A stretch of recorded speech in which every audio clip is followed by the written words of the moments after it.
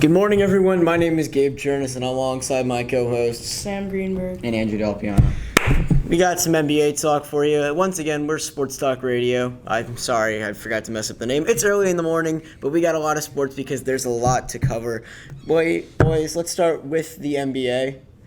I want to start talking about Los Angeles, the city itself, the Golden City, with Kawhi and Paul George on one side and Anthony Davis and LeBron James on the other. The battle for LA, who takes the Staples Center? I want to say the Clippers because they're just a much younger team.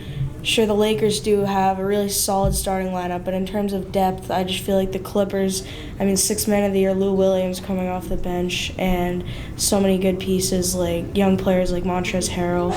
I just think they'll, maybe not this year, but overall in the future, I do believe it'll be the Clippers. I'm going to have to agree with Sam on that one. I think the Clippers just have more depth. Like, the Lakers, they just have those two stars in LeBron and AD, but they got anyone else around them, and I just think the Clippers just have a lot more depth off the bench, and it's going to help them in the long run because, as we've seen these past postseasons, it's what gives you the depth to win playoff games, and I think that's just what it's come down to because I definitely think LeBron and AD are the better duo there, but it's just all about... Hold on, ladies and gentlemen. We have a caller coming in all the way from Cransbury Township, Pennsylvania. Caller, you are on the line. What is your name and what do you want?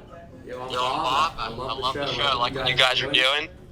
But I gotta say, when it comes to NBA free agency, I think the Lakers ended up being the better team after all of it. I think it's become the era of the duo in the city of Los Angeles. And I think that since LeBron's been to the finals 8 straight years where he's been healthy, I think he can, with the squad he's got now, I think he can make a run with it despite the Clippers having a major splash in free agency. All right. Thank you so much for your call. If you want to stay on the line for a second, I'll answer your question or whatever. Not your question, but respond to your comment. All I got to say to that is, he hung up. Never mind. He apparently doesn't care enough about us. What a caller.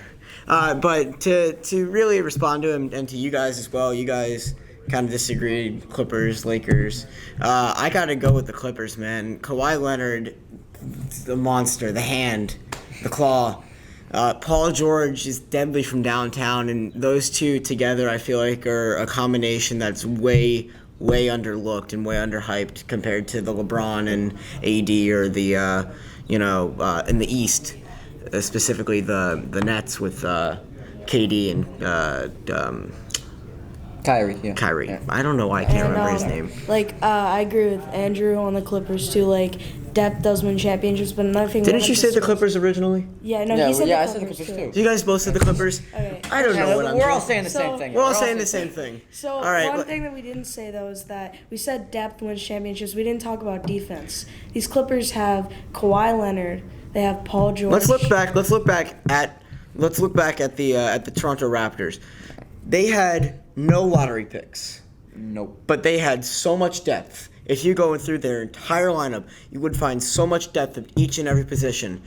So much experience, not just playoff experience, but general basketball experience in itself.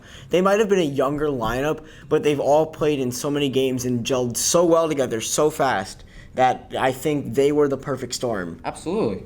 They were the perfect storm to win the championship. Like, one of their biggest contributors off the bench was Fred VanVleet. He was undrafted, and then comes into the NBA Finals and including the runs NBA playoffs. He runs it. And who was Pascal Siakam last year? No one knows who he was. Right now, he's most improved player, one of the best players this season.